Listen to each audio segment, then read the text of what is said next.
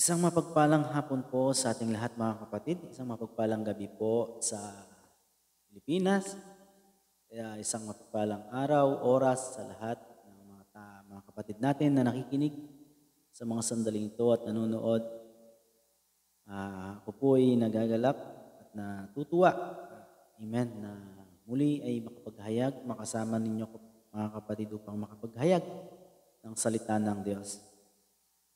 Gumagawa talaga ang Panginoon ng dahilan o paraan upang gamitin niya tayo sa kanyang ubasan. Amen.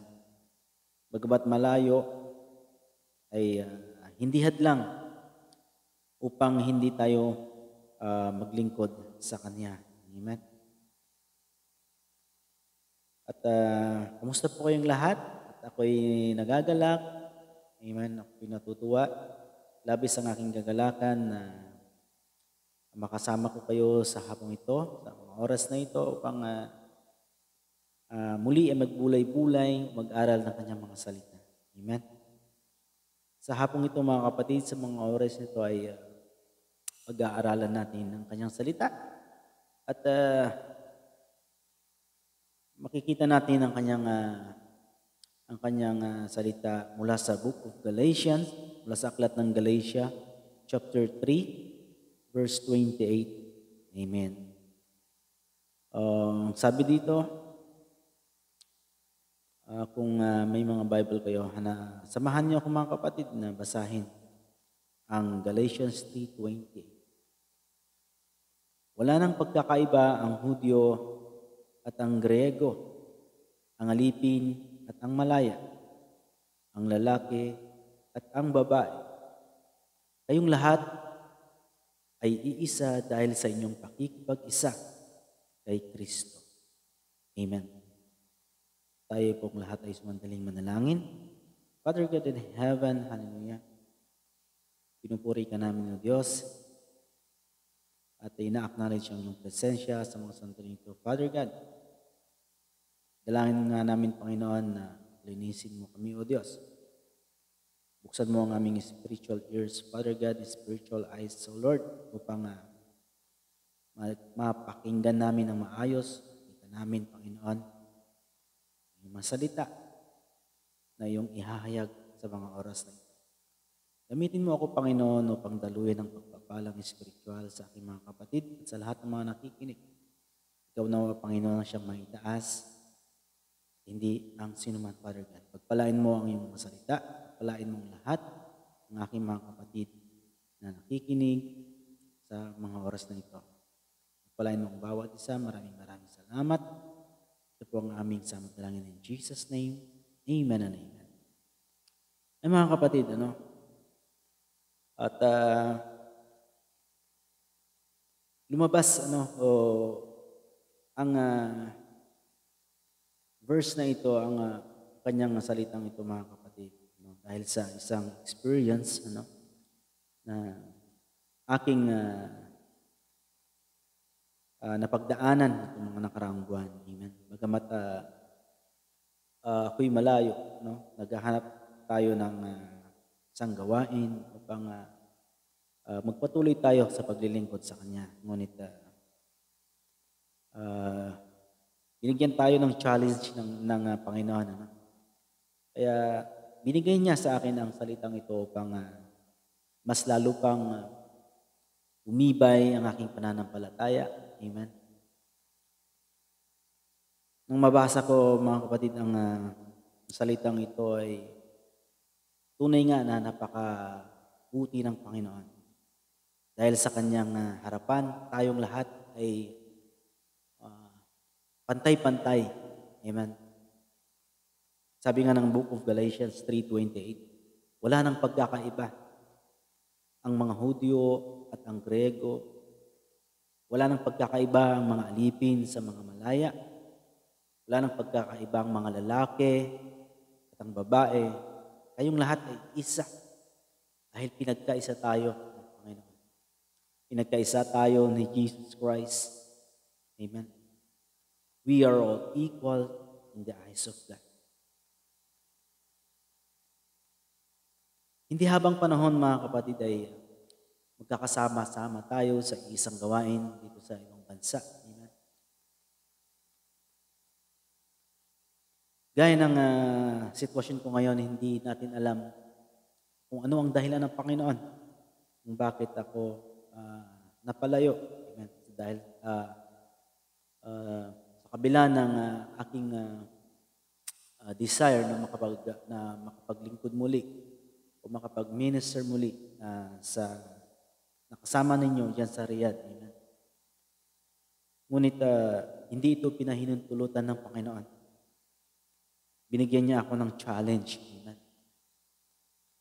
At alam ko na mas maganda ang plano ng Diyos sa buhay ng bawat isa. Kaya alam ko sa mga aking nararanasan sa mga sandaling ito ay malaki ang plano o mas malaki ang plano ng Panginoon. Amen. So, balang araw mga kapatid, sa habag at awa ng Diyos,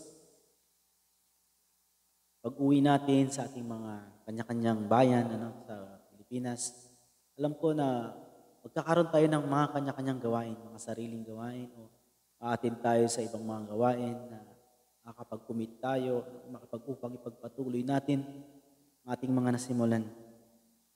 Amen. O yung iba siguro sa atin ay may pagkakataon pa na magkakaroon ng opportunity na makarating sa ibang bansa. Tulad nga lang ng message ng nakaraan kay Pastor Yuli na open doors. Alam ko na ang lahat sa bawat isa atin ay may mga bukas opportunity para sa bawat isa na maaring ibigay sa bawat isa atin. Ngunit ang mahalaga doon mga kapatid, saan man tayo dalhin ng Panginoon, ay lagi nating hanapin ang kanyang kalwalhatian. Hahanap at hahanap ang Panginoon ng paraan upang magpatuloy tayo sa paglilingkod sa Kanya. Amen. Alam ko na maraming mga gawain. Amen. May mga mahanap tayo, pero una sa lahat, pag-pray natin, mga kapatid, kung ano ang Kanyang kalooban. Madaming mga gawain ang nagkalat sa buong mundo, pero bago tayo mag-commit, amen, kilalanin muna natin, alamin muna natin ang kanilang katuruan. Ang sabi nga ng 1 Timothy chapter 4, madaming bulaang mga aral, amen, na madaming pagbabawa. Bawal ang ganito, ganyan. Ngunit dahil sa pananampalataya natin kay Kristo, amen, yung mga katuroang yon na nagiging limited, nagkakaroon tayo ng limitasyon dahil sa mga maling katuroan. Dahil sa pananampalataya natin kay Kristo, ay nagkaroon tayo ng kalayaan. Amen. Kaya huwag nating isipin o huwag kilalanin natin yung mga turo o aral upang hindi tayo magkaroon ng limitasyon, paglilingkod. Amen. Tulad ng sinasabi ng Scripture, balik tayo. Amen. Sa Galatians 3:28, wala nang pagkakaiba. Amen. Sabi, lahat ay iisa dahil kay Kristo. Naging aral sa akin ito mga kapatid, naging challenge sa akin ang kanyang salita. At matagal kong pinagbulay-bulayan, matagal kong pinag-aralan, ako'y nagbasa-basa. Dahil may mga katuruan pala, amen, na para sa akin ay hindi ko matanggap, amen, na parang mali sa aking pananampalataya. Amen. Na parang iba ang aking pananampalataya. Tinuturo ng Panginoon sa atin. Dahil minsan, di ba, ang desire natin, ang prayer natin ay saan man tayo dalhin ng Panginoon. Yun ang unang-una kong panalangin sa Kanya. Saan man ako dalhin ng Panginoon ay dalhin niya ako sa Kanyang gawain. Amen. At dahil sa desire natin na maka-attend ng gawain ay may nakilala ako dito na isang gawain at one time umattend ako. And then may nalaman ako sa kanilang doctrine na hindi daw pinapayagan ang mga babae na maging leader ng kanilang gawain. Meron mang mga babae sa kanila pero iba ang kanilang ministry. So, nagtanong-tanong ako sa ilang mga members doon. Ang sabi ng isa ay, hindi, wala kaming babaeng pastor. Wala kaming babaeng leader. So, dahil doon sa narinig ko na yon, hindi na ako nagpatuloy na umattend sa gawain na yun. Amen. At nag-aaral ako, nagbasa-basa ako, nagtanong-tanong ako na parang ayaw tanggapin ng espiritu natin.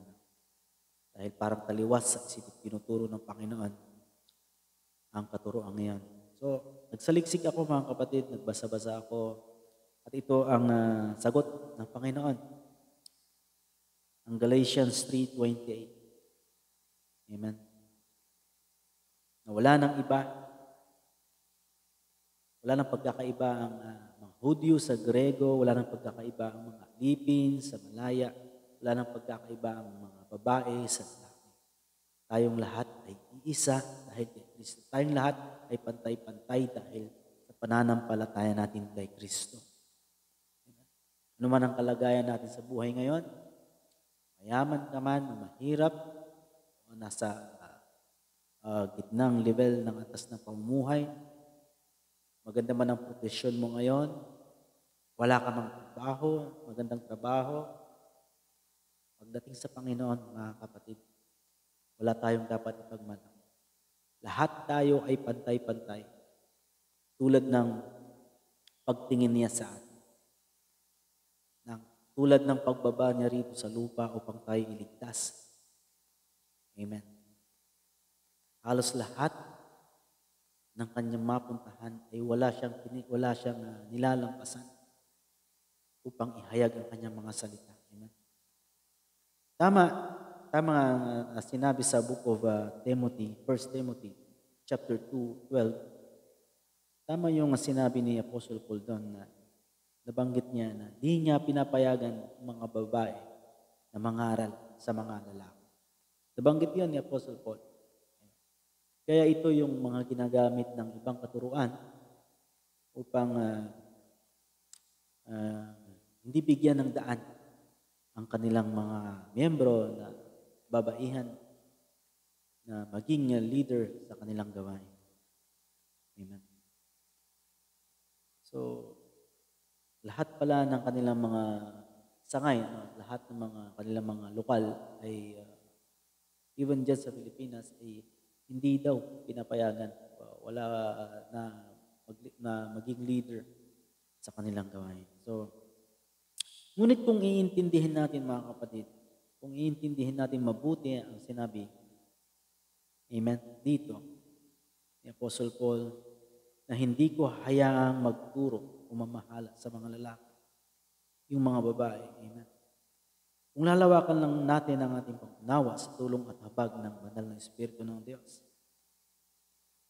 hindi siya nakapokus, mga kapatid, na hanggang doon na lang.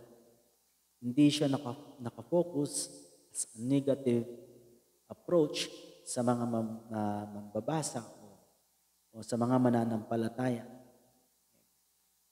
Kung magtitikil tayo hanggang doon na lamang sa 1 Timothy chapter 2, mga kapatid, talagang kung hanggang doon lang tayo, hanggang doon lang natin babasahin, hanggang doon lang talaga yung nauunawa natin ang salita ng Panginoon. Maaring Oo nga, hindi pwede na maging leader yung mga kababaihan. Hindi pwedeng mag-aral ang mga babae sa mga kalalakihan. Amen. May mga malalim na dahilan, mga kapatid. Kung babasahin po natin ang ang yung book of Timothy, amen. Kung bakit nasabi yon ni Apostle Paul. May mga malalim na dahilan, amen. Sa panahong ngayon kung bakit niya nasabi kay Timothy yung mga rules na yon, amen, na gusto niyang nung gustong gawin ni Timothy doon sa Ephesus. Kung lalawakan natin ang pag-aaral, mga kapatid, maraming dahilan, maraming ibig sabihin. Tulad na lamang sa mga panahon ngayon sa book of Timothy, dahil sa Ephesus, ayon sa mga scholars, mga kapatid, na maaring nasabi ni Apostle Paul na ganoon nga ang gagawin ni Timothy. Dahil sa Ephesus ay nakikita ni Apostle Paul na may mga ibang ginagawa siguro ang mga babae. Kaya niya nasabi yon. Hindi pwedeng mga babae ay mangaral sa mga lalaki. Kaya ayaw bigyan ng karapatan o kalayaan na mangaral ang mga babae. Malawa, na ginawa yon ni Apostle Paul, o nasabi yun ni Apostle Paul, dahil nakikita niya na mga kalalakihan na siyang haligi ng mga tahanan ay parang mahihina.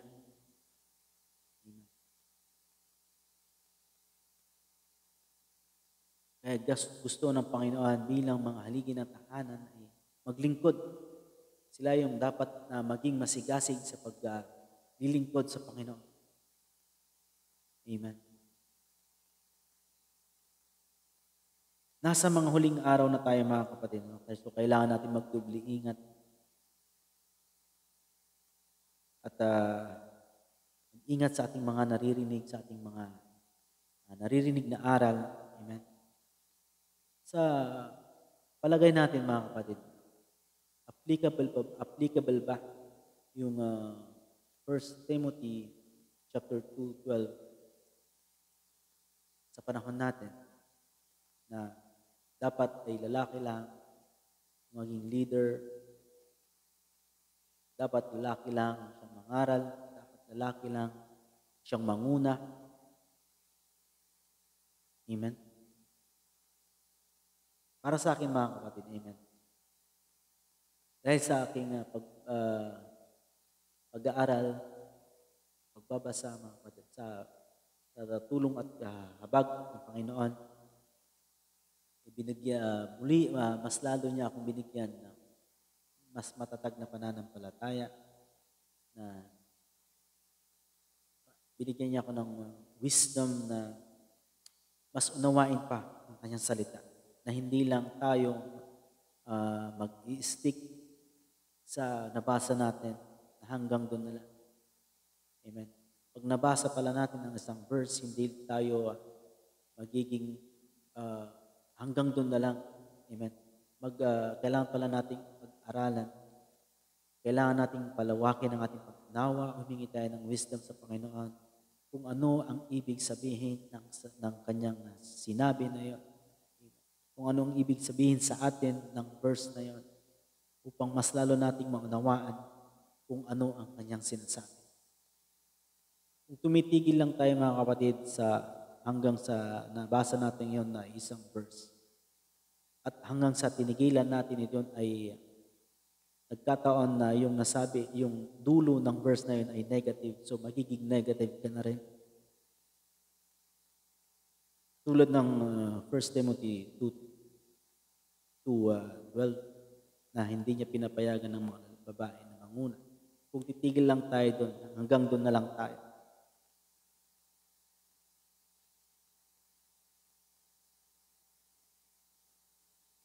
Para na rin nating nililimitahan ng kakayahan ng Panginoon. para na rin nating nilimitahan ang kapangyarihan ng Diyos. Para na rin nating nilimitahan ang banal na espiritu na kumilos sa buhay ng bawat isa sa atin. Kung titigil lang tayo sa verse na yan, mga kapatid. Ganun ba sa tingin natin na kaliit yung kakayahan ng Panginoon sa buhay ng ating mga kapatid, lalo na sa ating mga kapatid na babae? Amen. Pinipigilan mo yung banal na espiritu na kumilos sa buhay ng kapatid natin. Bakit natin pipigilan? Amen. Ang banal na espiritu na itaas ang ating kapatid.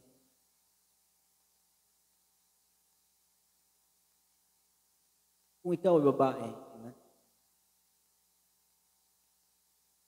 at nabasa mo yung verse na yun, na hindi pala pwede na manguna sa gawain ng isang babae. At tumigil ka doon, kapatid, kung ikaw ay babae at tumigil ka hanggang doon na lamang, ay pinigilan mo na yung pagpapala ng Panginoon sa buhay mo. Amen.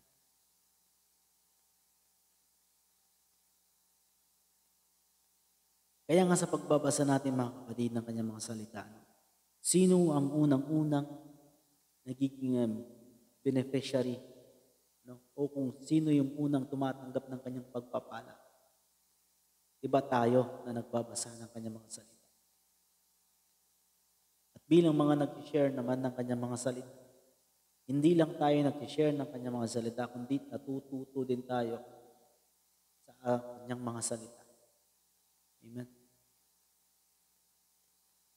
Kaya nga,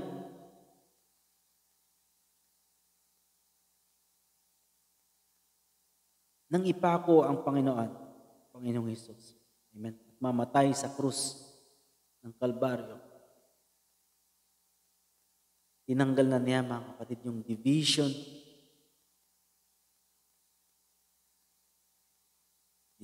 ng tao. Amen. Mula sa Diyos. Tinanggal na niya yung division sa pagitan ng mga tao sa buhay natin. Tinanggal na niya ang division na naghihiwalay sa mga alipin at sa mga malaya. Mula nang ipako ang Panginoon at mamatay sa krus ng Kalbaryo, tinanggal na niya ang division ng pagpapala sa buhay mo. Amen. Sa Mark 15, verse 38-39, biglang nahawak, amen, o biglang nawahak sa gitna ang tabing ng templo mula sa itaas hanggang ibaba. Nakatayo sa harapan ng krus ang isang kapitan ng mga kawal at kanyang nakita kung paano namatay si Jesus, kaya't sinabi niya na tunay ngang anak ng Diyos ang taong ito. Nawahak, amen, o nahati sa gitna. Ang ibig sabihin ng mga kapatid, tinanggal na ng Diyos ang division na nakaharang sa atin mula sa Panginoong Diyos, sapagkat natupad na niya ang kalooban ng Panginoong Diyos. Amen. Nabigyan tayo ng kalayaan. Amen. Wala nang hadlang, wala nang harang. Maabot natin ang kaluwalhatian ng Diyos. Amen. Dahil sa pananampalataya natin kay Kristo Jesus na napako sa krus ng Kalbaryo. Wala nang lalaki, wala nang babae. Lahat, amen, lahat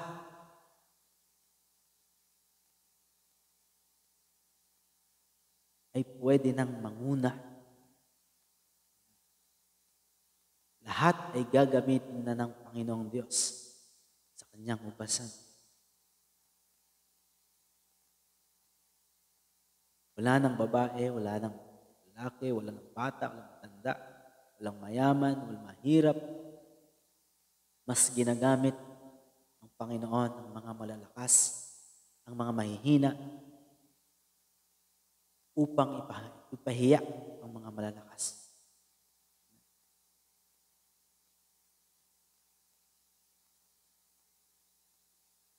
Sa Book of John, chapter 4, nung si Jesus ay nagkaroon ng pagkakataon na makilala ang isang babaeng Samaritana. Noong mga panahon ngayon, mga kapatid, ay hindi nag-uusap, hindi kinakausap ng mga Hudyo ang mga Samaritans.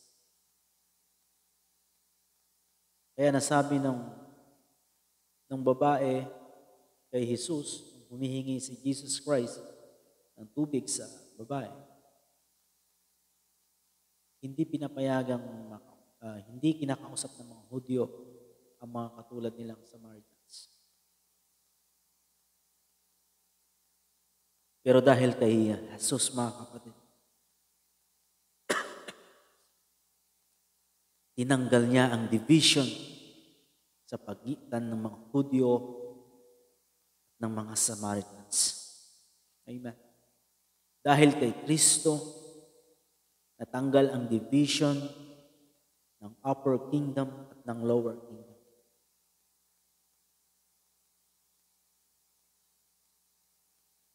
Kaya nagtaka ang kanyang mga alagad, mga panahong yung mga kapatid, bakit siya nakikipag-usap sa mga Samaritans? Si Jesus Christ yan. Amen.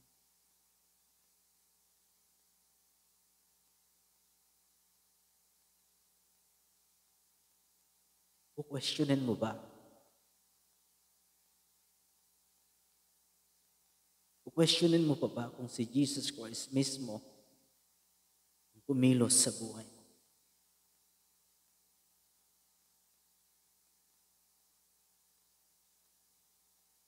Ano ang ginawa ni Jesus Christ, mga kapatid?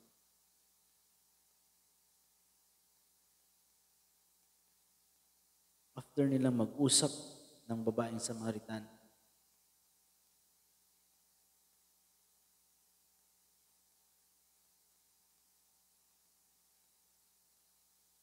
ang sabi sa kanya ni Jesus, pumaroon ka, isama mo ang iyong asawa at ang inyong mga anak. Malinaw ang sinabi ni Jesus, mga kapatid.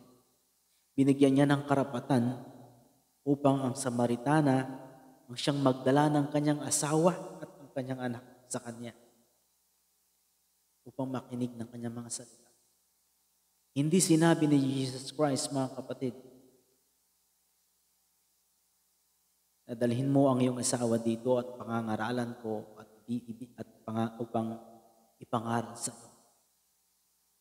Kundi sinabi niya mismo sa babae na pumaroon ka, dalhin mo ang iyong asawa at ang iyong mga anak. Bagamat alam ng Diyos, alam ni Jesus Christ na hindi niya tunay na asawa ang kanyang kinakasama ngayon.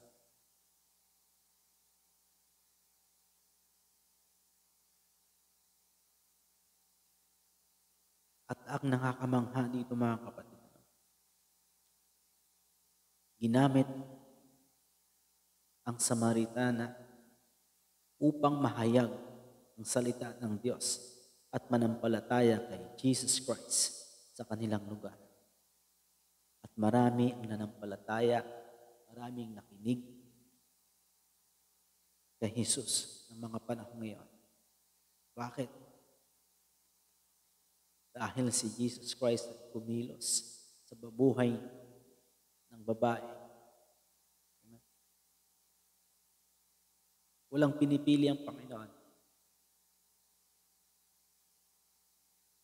Kung nais kanyang gamitin, gagamitin ka. Ano man ang estado ng iyong buhay, ano man ang kalagayan ng iyong buhay, mga kapatid. Sa ayaw mo at sa hindi. Pag ginamit ka ng Diyos, ginamit ka ng Panginoon, hindi ka makakahindi, mga kapatid.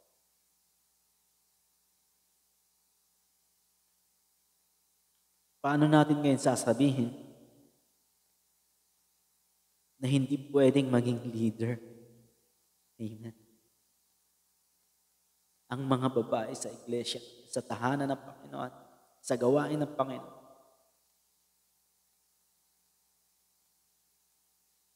Kung ito ang kalooban niya.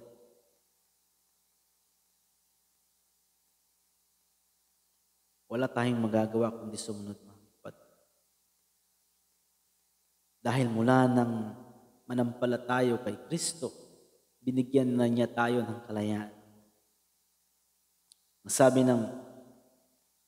ng Galatians 5 verse 13. Amen.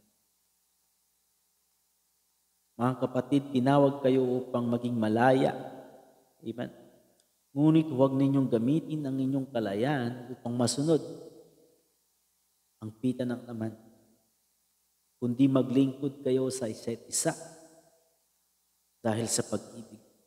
Dahil sa pag-ibig ni Kristo. Dahil sa pag-ibig ng Diyos. Dahil sa pag-ibig ng Diyos sa atin, ang bawat isa ay gagamitin niya.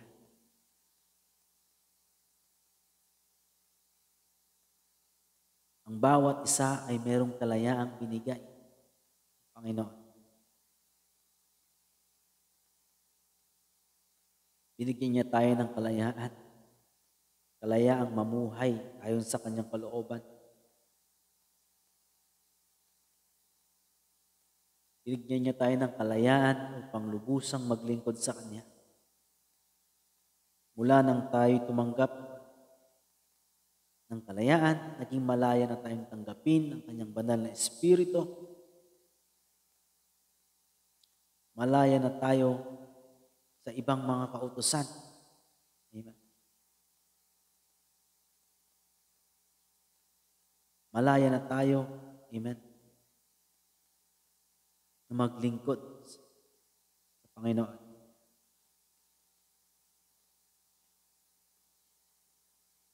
At malaya na tayong ipakita, malaya na tayong ipahayag kung gaano kalaki, kadakila ang pag-ibig ng Diyos sa atin.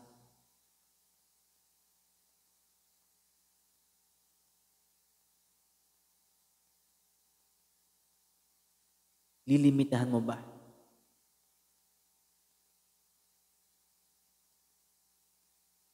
ang gawain ng Diyos sa buhay mo?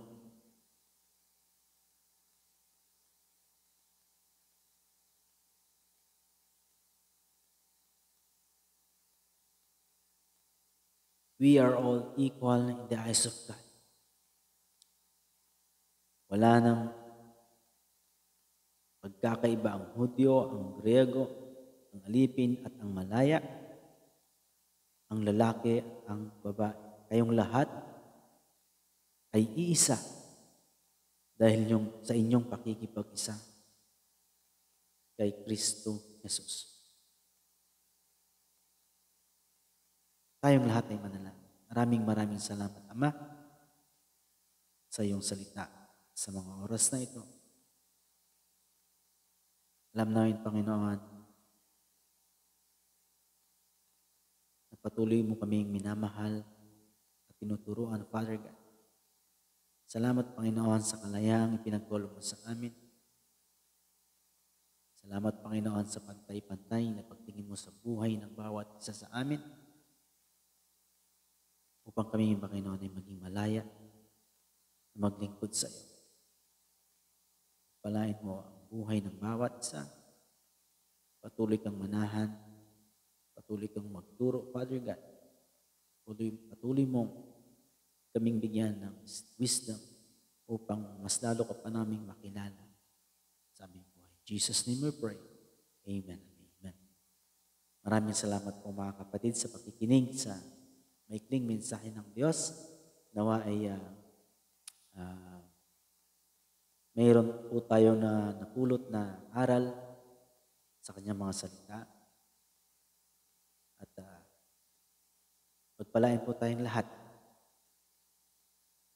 mga kapatid.